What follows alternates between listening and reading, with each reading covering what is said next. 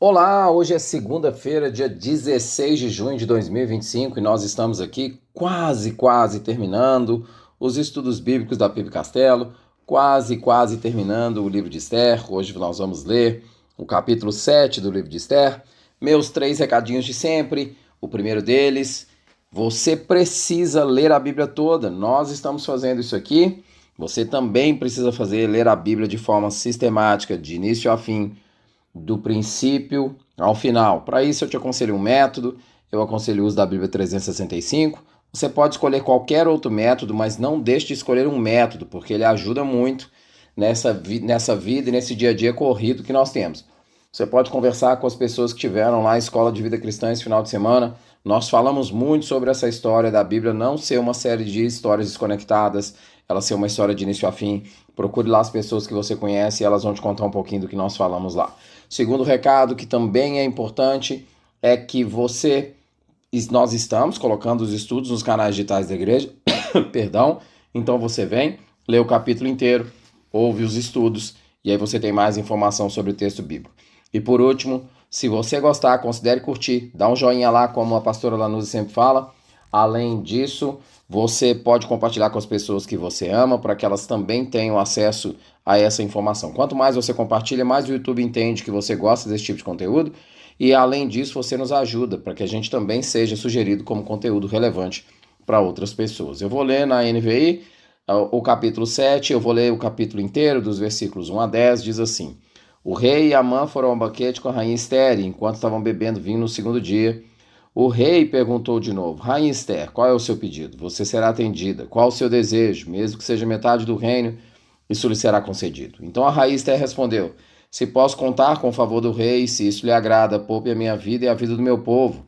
Esse é o meu pedido e meu desejo, pois eu e meu povo fomos vendidos para destruição, morte e aniquilação. Se apenas tivéssemos sido vendidos como escravos e escravas, eu teria ficado em silêncio, porque nenhuma aflição como essa justificaria perturbar o rei. O rei Xerxes perguntou à rainha Esther: Quem se atreveu a uma coisa dessas? Onde está ele? Respondeu Esther: O adversário e inimigo é Amã, esse perverso. Diante disso, Amã ficou apavorado na presença do rei e da rainha. Furioso, o rei levantou-se, deixou o vinho, saiu dali e foi para o jardim do palácio. E percebendo Amã que o rei já tinha decidido condená-lo, ficou ali para implorar sua vida à rainha Esther. E voltando o rei do jardim do palácio ao salão do banquete, viu Amã caído sobre o assento onde Esther estava reclinada. E então exclamou: Chegaria a ele o cúmulo de violentar a rainha na minha presença e em minha própria casa?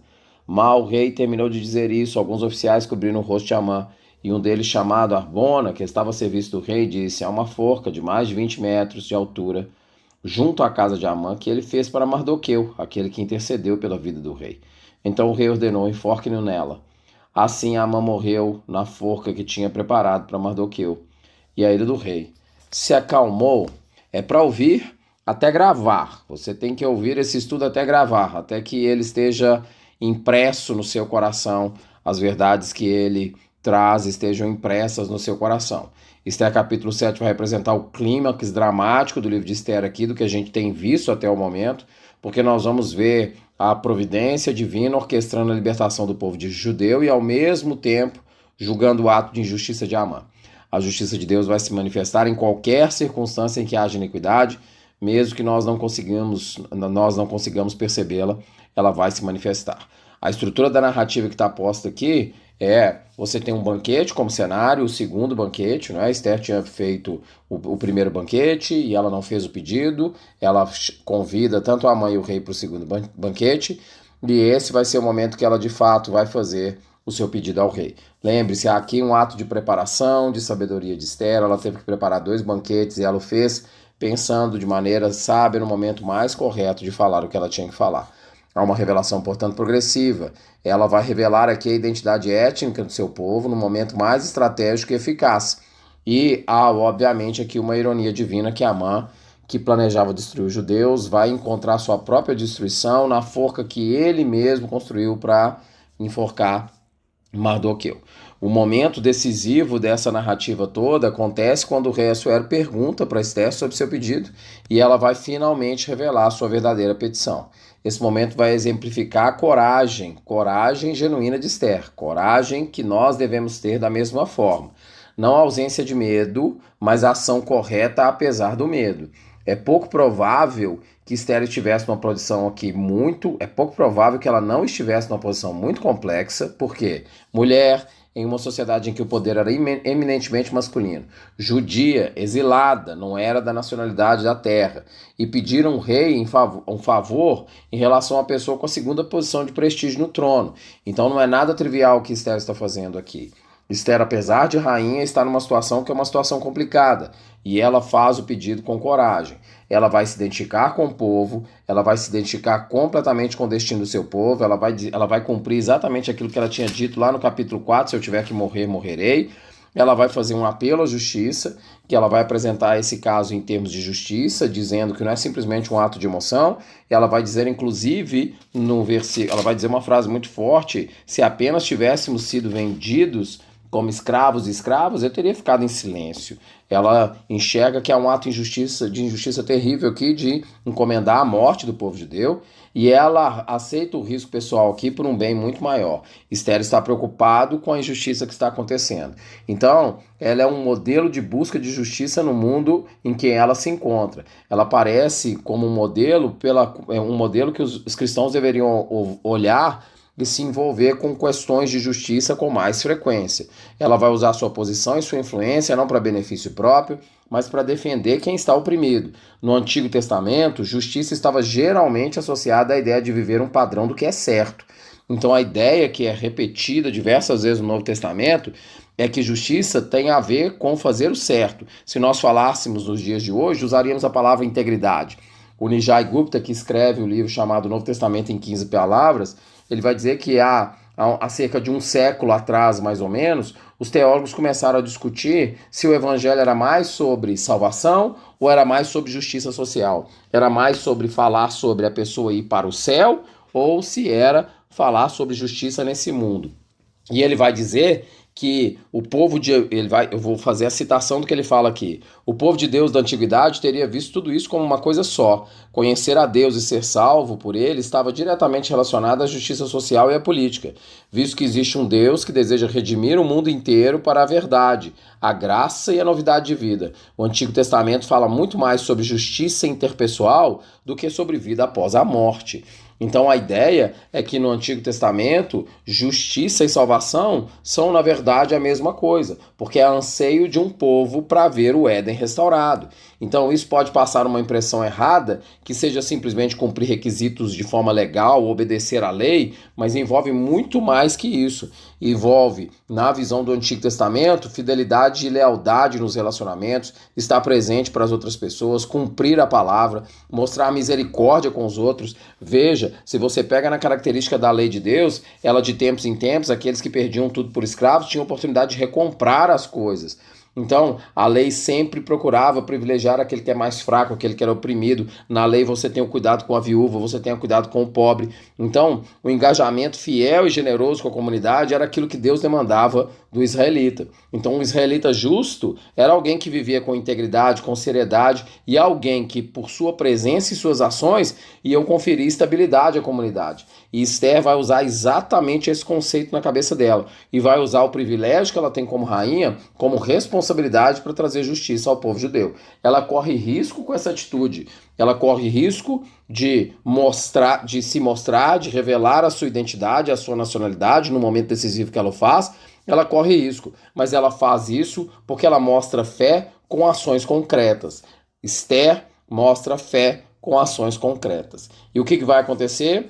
Vai acontecer a queda de Amã. Quando Esther revela que Amã é o adversário, nós vemos uma reversão gigante na escritura, talvez uma das maiores da escritura, e a reação do rei Assuero, que vai ser com uma ira, que vai sair do jardim para o jardim, vai largar o vinho, vai sair para o jardim, vai demonstrar a magnitude do choque. Ele é um rei que nós já vimos ingênuo, ele é um rei que é um rei infantil numa série de comportamentos, e aqui a gente vê a ingenuidade do rei, que é incapaz de julgar o caráter das pessoas que estão ao seu próprio redor. O que acontece com Amã é justiça retributiva de Deus. Se o rei não consegue enxergar isso com clareza, Deus vai fazê-lo e vai trazer justiça retributiva. E aqui há princípios teológicos importantes. Há o princípio da semeadura e da colheita. Amã colhe exatamente o que ele está plantando.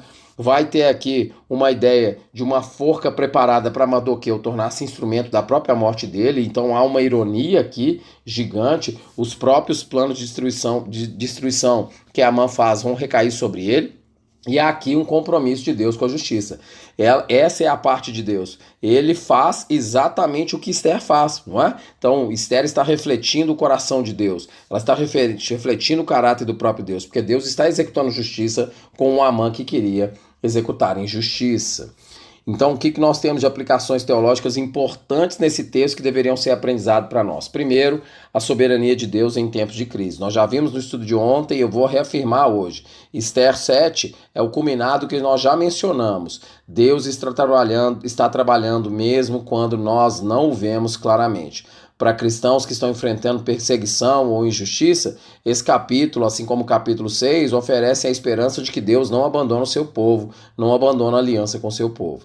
Além disso, nós temos um segundo princípio importante aqui: coragem moral em posição de influência. Cristãos que estão em posição de liderança devem seguir o exemplo de Esther, usando sua influência para defender quem é vulnerável, para defender quem é simples, para defender quem é pobre, para defender quem está em risco pessoal. Nós também vemos aqui um terceiro aprendizado importante, que é a natureza da justiça divina.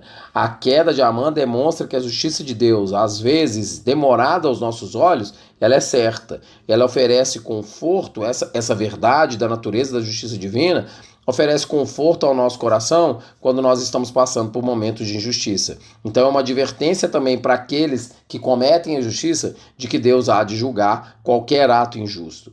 Bom, outro aprendizado, então, o primeiro deles, a soberania em tempos de crise, o segundo, a coragem moral para quem tem posição de influência, a terceira, a justiça divina, ela há de acontecer, faz parte de Deus a sua justiça.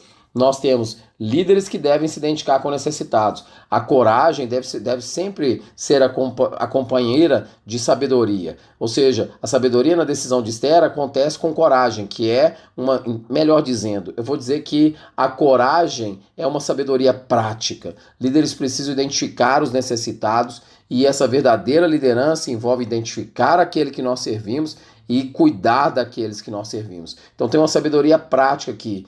Líderes devem identificar os necessitados e cuidar deles.